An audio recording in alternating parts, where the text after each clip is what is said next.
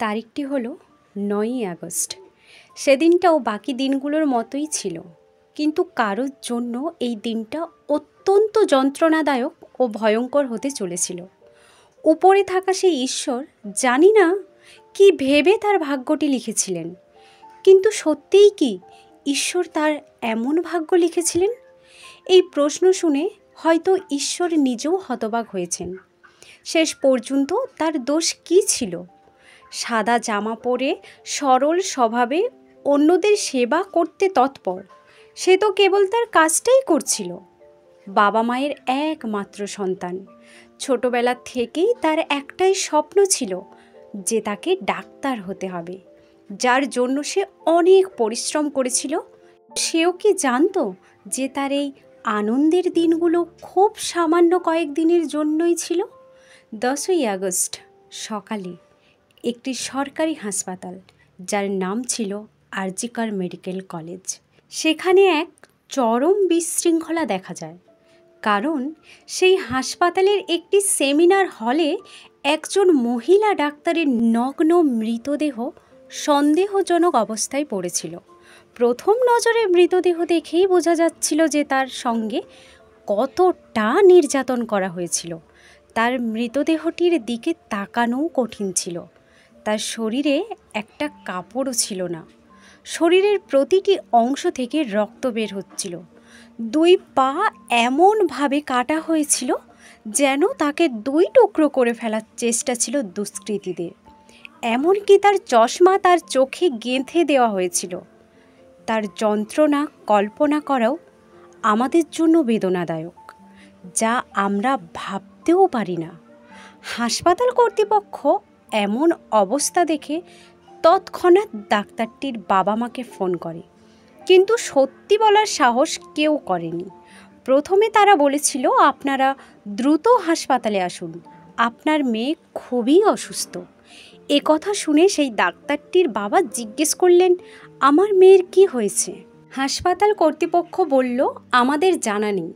Doctor এসে বললেন, আমরা কিছুই বলতে পারছি না, আপনারা তাড়াতাড়ি আসুন। এই বলে তারা ফোন রেখে দেয়। চিন্তিত বাবা মা তৎক্ষণাৎ রওনা হওয়ায় প্রস্তুতি নেন। তখন আবার সেই নম্বর থেকে ফোন আসে এবং এবার হাসপাতাল কর্তৃপক্ষ যা বলে তা শুনে যেন তাদের পায়ের নিচ থেকে মাটি সরে যায়। এবার বলা হয়, আপনার মেয়ে আত্মহত্যা করেছে, সে মারা গেছে, আপনারা দ্রুত আসুন। উদ্বিগ্ন বাবা মা এই কথা শুনে স্তব্ধ হয়ে যান এবং হাসপাতালে পৌঁছান। কিন্তু হাসপাতালে পৌঁছে তাদের মেয়ের সঙ্গে দেখা করতে দেওয়া হয়নি এবং বাইরে অপেক্ষা করতে বলা হয়। অনেকক্ষণ বাবা মায়ের চিৎকারের পর তাদের ভেতরে ঢোকার অনুমতি দেওয়া হয়। সেই বাবা মায়ের অবস্থা কেমন হয়েছিল, যারা নিজের মেয়েকে সব সময় আগলে রাখতেন? সেই ছোট্টবেলায় মেয়েটি কতবার তাদের কোলে এসে ঘুমোতো, যারা কখনো তাকে হাঁটতে চলতে শিখিয়েছিলেন, কখনো তাকে কলম ধরিয়েছিলেন। আজ সেই মেয়ে নিষ্প্রাণ অবস্থায় পড়েছিল, অচেতন, নগ্ন এবং রক্তে ভেজা। তাকে এই অবস্থায় দেখে এক মুহূর্তে তার বাবা মায়ের এত বছরের ভালোবাসা, ত্যাগ ও সাহস সব যেন শেষ হয়ে গিয়েছিল। আজ তারা অচৈতন্যভাবে কেঁদে ঈশ্বরের কাছে প্রশ্ন করছিলেন, কেন ঈশ্বর? তারা জানতে চাইছিলেন শেষ পর্যন্ত কোন ভুলের শাস্তি তাদের মেয়েকে দেওয়া হলো। হয়তো এই প্রশ্নের উত্তর ঈশ্বরের কাছেও নেই। এরপর যখন বিষয়টি পুলিশের কাছে যায়, তখন পোস্টমর্টেমও হয়। এ সমস্ত কিছু হতে প্রায় সন্ধ্যা হয়ে যায়। সন্ধ্যা থেকে রাত পর্যন্ত না পুলিশের কোনো কার্যক্রম শুরু হয়, না ডাক্তারটির মৃতদেহ তার বাবা মায়ের কাছে হস্তান্তর করা হয়। রাতে পুলিশ মৃতদেহ দাহ করার জন্য বলে, কিন্তু ডাক্তারটির বাবা মা তাতে আপত্তি জানান। তবুও পুলিশ তাদের কথা শোনেননি এবং মৃতদেহটিকে শেষকৃত্যের জন্যেই নিয়ে যাওয়া হয়। এখানেও একটি ষড়যন্ত্রের গন্ধ পাওয়া যাচ্ছিল। বাবা মা রাজি না থাকা সত্ত্বেও মৃতদেহটিকে দাহ করার জন্য নিয়ে যাওয়া হয়। শুধু তাই নয়, শ্মশানে আরও 2টো মৃতদেহ আগে থেকেই দাহ করার জন্য প্রস্তুত ছিল। পুলিশ তাদের আটকিয়ে ডাক্তারটির মৃতদেহকে আগে দাহ করার আদেশ দেয়। প্রশ্ন ওঠে, এত তাড়াহুড়ো কেন? কি এমন ছিল যা লুকোনোর চেষ্টা করা হচ্ছিল? এত বড় হাসপাতাল, যেখানে দিন রাতে হাজার হাজার রোগীর আসা যাওয়া করে, সেখানকার ডাক্তাররা কি এটা দেখে বলতে পারে না যে এটা আত্মহত্যা নাকি খুন? তাহলে তারা ডাক্তারটির বাবা মায়ের কাছে ফোনে মিথ্যা কথা বলল কেন? হাসপাতালের প্রধান সভাপতি সন্দীপ ঘোষের ওপর যখন সন্দেহ প্রকাশ করা হয়, তখন তিনি একে আত্মহত্যা হিসেবে প্রমাণ করার চেষ্টা করেন। এমনকি পোস্টমর্টেমের রিপোর্টেও অভয়ার শরীরে 150 গ্রাম স্পার্ম পাওয়া যায়, যা স্পষ্ট করে যে তাকে একাধিক ব্যক্তি দ্বারা নির্যাতন করা হয়েছিল। ঘটনাটি দাবানলের আগুনের মতো ছড়িয়ে পড়ে। প্রথমে শুধু কলকাতা, তারপর পুরো ভারত অভয়ার জন্য ন্যায় বিচারের দাবিতে রাস্তায় নেমে আসে। সবাইয়ের একটাই দাবি করেছিল, ন্যায় চাই। ঘটনার একদিন পর অভিযুক্ত সঞ্জয় রায়কে গ্রেপ্তার করা হয় এবং হাসপাতালের প্রধান সভাপতি সন্দীপ ঘোষকেও জিজ্ঞাসাবাদের জন্য নিয়ে যাওয়া হয়। ঘটনা খুবই উত্তেজনাপূর্ণ ছিল। কিছুটা তদন্ত করার পর এক ঘোষণা রাজ্যের মানুষের ক্ষোভ আরও বাড়িয়ে দেয়। শোনা যায় যে এটি কেবল ডাক্তারটির সঙ্গে ধর্ষণ বা খুনের ঘটনা নয়, এর পেছনে বড় কোনো চক্র থাকার সম্ভাবনা রয়েছে। যদিও এখনও কিছু প্রমাণিত হয়নি, তদন্ত চলমান রয়েছে। কিন্তু মুখ্যমন্ত্রীর এমন কী পদক্ষেপ ছিল যার জন্য জনতা ন্যায় বিচারের সঙ্গে সঙ্গে তার পদত্যাগও দাবি করতে শুরু করে? এই ঘটনা প্রকাশ্যে আসার পর প্রথমে সবার মনে প্রশ্ন জাগে, এত বড় ঘটনার পর হাসপাতাল কর্তৃপক্ষ কেন অভয়ার বাবা মাকে ফোনে বলল যে তাদের মেয়ে আত্মহত্যা করেছে? এবং কেন হাসপাতালের সভাপতি সন্দীপ ঘোষও সেই কথা সমর্থন করলেন? অথচ অভয়ার মৃতদেহ তো অন্য কিছুই বলছিল। যখন সন্দীপ ঘোষের উপর চাপ বাড়তে থাকে, তখন তিনি তড়িঘড়ি করে হাসপাতাল থেকে পদত্যাগের সিদ্ধান্ত ঘোষণা করেন। তারপর রাজ্যের মুখ্যমন্ত্রী তার সমর্থনে এসে তাকে অন্য একটি হাসপাতালে নিয়োগের প্রস্তুতিও নেন। এত বড় একটি হাসপাতাল, যেখানে একটি ডাক্তারকে এমন নির্মমভাবে হত্যা করা হয়, তার চিৎকার কি কেউ শুনতে পায়নি? ধরুন কেউ নাই বা শুনলেন, কিন্তু তার এই অবস্থাকে কেমন করে আত্মহত্যা বলা হলো? সেদিন রাতে সে একা ছিল না। যখন তার সঙ্গে এই বর্বরতা হচ্ছিল, তখন তার এক নারী সহকর্মী তার এক হাত চেপে ধরে রেখেছিল। শুনতে আশ্চর্যজনক লাগতে পারে, কিন্তু একজন নারী যিনি একজন অন্য মহিলাকে অত্যাচারিত হতে দেখেছিলেন, সে কি চুপ ছিল? এত কিছু ঘটে গেল আর হাসপাতালের কারো কিছু জানা নেই। এটা কি বিশ্বাসযোগ্য? যখন জনতার ক্ষোভ বাড়ছিল, তখন মুখ্যমন্ত্রীর আরেকটি বিবৃতি আসে, যেখানে তিনি বলেন, দুর্গাপূজা আসছে, এর জন্য আনন্দ ও উৎসব হওয়া উচিত। অথচ সব মানুষের মনে একটাই খবর কেন্দ্রীভূত, কোটি কোটি মানুষের মধ্যে এমন দু একটা ঘটনা ঘটে যায়। কেননা আমরা ভুক্তভোগীর পরিবারকে 10 লাখ টাকা দিয়ে সাহায্য করি, যেখানে একটি পরিবারের সব কিছু হারিয়ে গেছে, যাদের একটাই মেয়ে ছিল, যে পেশায় ডাক্তার হতে চেয়েছিলেন, তার এত নির্মমভাবে হত্যা করা হয়েছে। এর মূল্য কি 10 লাখ টাকা? যারা এই ঘটনার পেছনে আছে, তাদের চেয়েও বড় অপরাধী হলেন এমন কথাবার্তা বলা লোকজন। যাই হোক, মামলা সিবিআইয়ের হাতে তুলে দেওয়া হয় এবং জনতার আন্দোলন চলতে থাকে।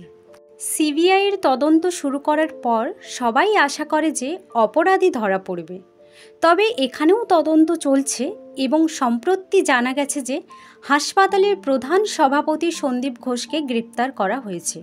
সিবিআই তদন্তের প্রথম থেকেই কিছু তথ্য ও প্রমাণ বেরিয়ে আসে। সেই সময়ে হাসপাতালেও হামলা হয় এবং প্রমাণ নষ্ট করার চেষ্টা করা হয়। তারপর অভিযুক্ত সঞ্জয় রায় তার বক্তব্যও পাল্টায়। প্রথমে সে বলেছিল যে আমি খুন করেছি এবং আমার কোনো অনুশোচনা নেই। পরে সে বলল, যখন আমি সেখানে পৌঁছাই তখন তার খুন হয়ে গিয়েছিল। এই হাসপাতালটিতে এর আগে এমন অনেক ঘটনা ঘটেছিল, কিন্তু এইবারের ঘটনা শুধু নৃশংস ছিল না, অমানবিকও ছিল। পুরো রাজ্য সরকারের বিরুদ্ধে আন্দোলন শুরু হয়। সবার একটাই দাবি ছিল, ন্যায় বিচার এবং মুখ্যমন্ত্রীর পদত্যাগ। ছাত্র সমাজ এই আন্দোলনের বড় ভূমিকা পালন করে। যদিও আন্দোলন পুরো রাজ্যে ছড়িয়ে পড়েছিল, ছাত্ররা ঘোষণা করেছিল যে তারা নবান্নে যাবে এবং শান্তিপূর্ণভাবে এই বিষয়ে আলোচনা করবে।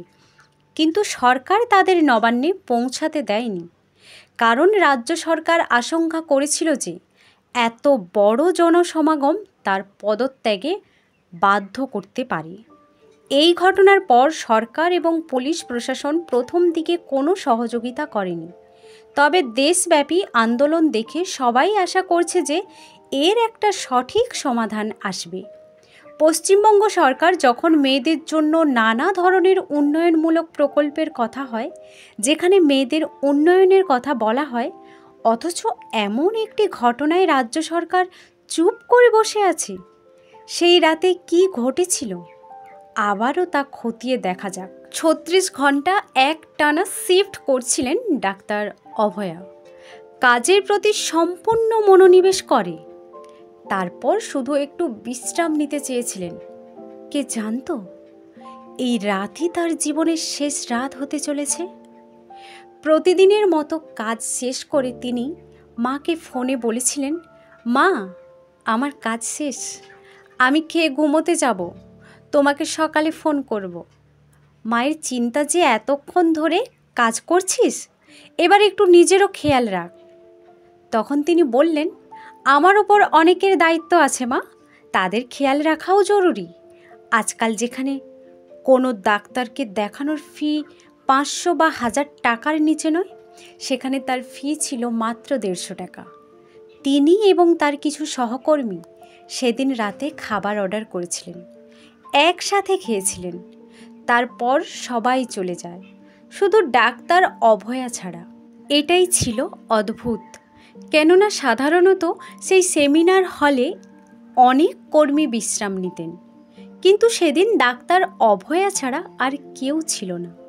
যদিও ডাক্তার অভয়া তার কর্মস্থলেই ছিলেন, যেখানে তিনি তার দিনের বেশিরভাগ সময় কাটাতেন। সেই হাসপাতালই ছিল তার দ্বিতীয় বাড়ি, এবং আমরা যেমন বাড়িতে নিজেদের সুরক্ষিত মনে করি, তিনিও হয়তো তেমনই অনুভব করছিলেন। কিন্তু তিনি জানতেন না সেটাই হবে তার সবচেয়ে বড় ভুল। 36 ঘন্টার পরিশ্রম তাকে ক্লান্ত করে দিয়েছিল, আর তিনি গভীর ঘুমে ঢলে পড়েন। ধারণা করা যায় যে এই ষড়যন্ত্র অনেক দিন ধরেই পরিকল্পিত হচ্ছিল এবং সেই রাতেই তা বাস্তবায়িত হয়। ডাক্তার অভয়া হয়তো এমন কিছু গোপন তথ্য জানতেন যা প্রকাশ পেলে বড় কোনো কেলেঙ্কারি প্রকাশিত হয়ে যেত। হাসপাতালের অন্যান্য কর্মী এবং ডাক্তাররা সব চুপ ছিলেন। তাহলে কি সবাই কিছু লুকাচ্ছিলেন? ডাক্তার অভয়া শৈশব থেকে শুধু একটাই স্বপ্ন দেখেছিলেন, একজন বড় ডাক্তার হওয়ার। এই লক্ষ্য অর্জনের জন্য তিনি কঠোর পরিশ্রম করেছিলেন এবং আরও অনেক দূরে যেতে চেয়েছিলেন। কিন্তু প্রশ্ন ওঠে, তার এই স্বপ্ন দেখাই কি ভুল ছিল, নাকি এমন কিছু ছিল যার জন্য তিনি আওয়াজ তুলতে চেয়েছিলেন? হয়তো সেই কারণেই তার কণ্ঠস্বর চিরতরে থামিয়ে দেওয়া হলো। কয়েক বছর আগে যখন দিল্লিতে নির্ভয়া কাণ্ড ঘটেছিল, তখন অনেকেই বলেছিল, রাতে বাইরে ঘোরার কী প্রয়োজন ছিল, বা ফাঁকা বাস কেন নিয়েছে। কিন্তু এই ঘটনাটায় কি এ সমস্ত যুক্তিহীন কথা বলা যায়? হাসপাতালের সব ডাক্তাররা কয়েকদিনের জন্য পুরোপুরি কাজ স্থগিত করেন। তবে পরে সুপ্রিম কোর্টের আদেশে তারা আবার কাজে ফিরে আসেন। একটু ভাবুন, যারা নিজেদের ক্লান্তি ভুলে গিয়ে আমাদের সেবায় নিয়োজিত থাকেন, তাদের নিরাপত্তার দায়িত্ব কি কারও নেই? বলা হয় ডাক্তাররা ঈশ্বরের দ্বিতীয় রূপ, কিন্তু ঈশ্বরের সাথে কি এমন আচরণ করা যায়? যদি ডাক্তাররা তাদের নিরাপত্তার কথা ভেবে কাজ করা বন্ধ করে দেন, তাহলে কত মানুষ প্রাণ হারিয়ে ফেলবে। যারা এই ঘৃণ্য কাজ করেছে, তারা কি কখনো কোনো ডাক্তারের কাছে নিজের বা নিজের পরিবারের কারো চিকিৎসা করায়নি? তাদের হাত কি কাঁপেনি এই ঘটনা ঘটানোর আগে?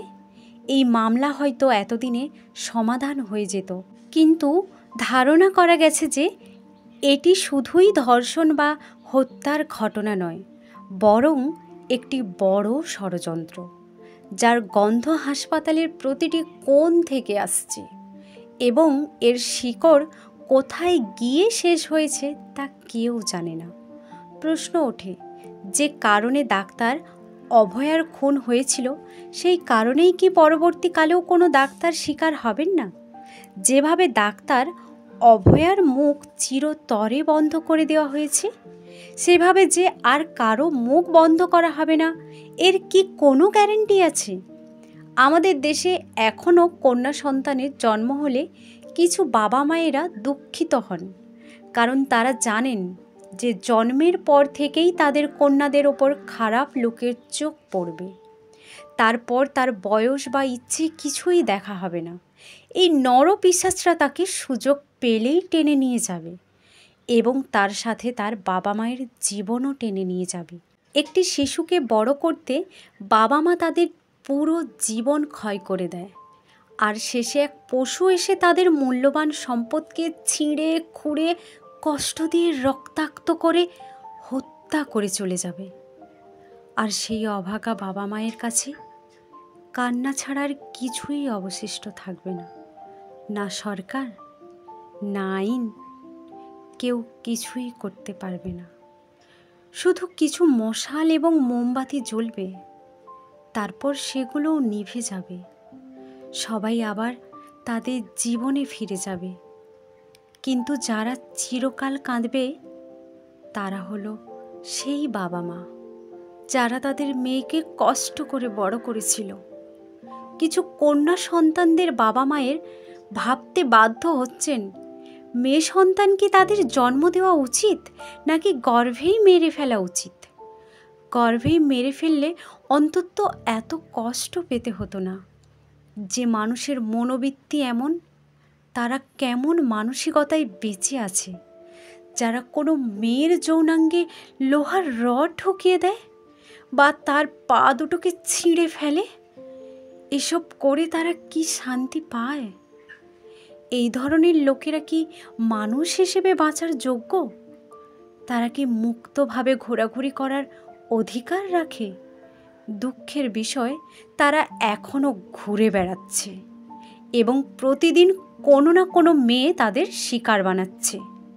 আমরা আমাদের কন্যাদের আত্মরক্ষার জন্য পেপার স্প্রে, ছুরি, মোবাইল অ্যাপ ইত্যাদি দিয়ে বলতে বাধ্য হচ্ছি তারা যেন নিজেদের নিরাপত্তা নিজেরাই করে।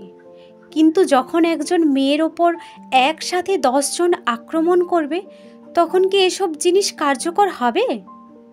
পরিস্থিতি সবসময় আমাদের অনুকূলে নাও থাকতে পারে। যতদিন না এই ধর্ষণের জন্য কোনো কঠোর আইন তৈরি হচ্ছে, ততদিন নির্ভয়া বা ডাক্তার অভয়ার মতো অনেক মেয়েরই এভাবে হত্যা হতে থাকবে। আর আমরা সেই ঘটনাগুলো নিয়ে শুধু মোমবাতি জ্বালিয়ে যাব। আমাদের মেয়েদের পেপার স্প্রে বা ছুরির প্রয়োজন নয়, প্রয়োজন স্বাধীনতার। যেভাবে আমরা তাদের শৈশব থেকে কলম এবং খুন্তি চালানো শেখাই, সেভাবে তাদের বন্দুক ও পিস্তল চালানো শেখাতে হবে। সরকার বাধ্যতামূলক করুক যে প্রতিটি মেয়েকে এটা শেখানো এবং এর লাইসেন্স নেওয়া বাধ্যতামূলক, এবং তাদের এই স্বাধীনতা দেওয়া হোক যেখানে নিজেদের সম্ভ্রমের ওপর হুমকি দিলে তারা সরাসরি সেই হুমকিদাতার হাঁটুতে গুলি করতে পারে। এরপর দেখুন কোনো নরপিশাচ মেয়েদের কাছে যাওয়ার সাহস পাবে না।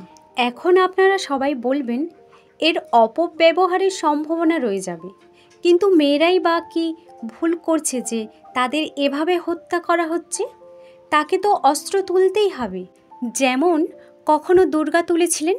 না হলে সেই দিন আর দূরে নয় যখন সমাজে মেয়েরা থাকবে কিন্তু তাদের স্বাধীনতা চার দেওয়ালের মধ্যেই বন্দী হয়ে থাকবে, আর সে এবং তার পরিবার তার জন্ম হওয়ার জন্য আফসোস করবে। এই ঘটনা আপনাদের জানানোর উদ্দেশ্য হলো সবাইকে সচেতন করা।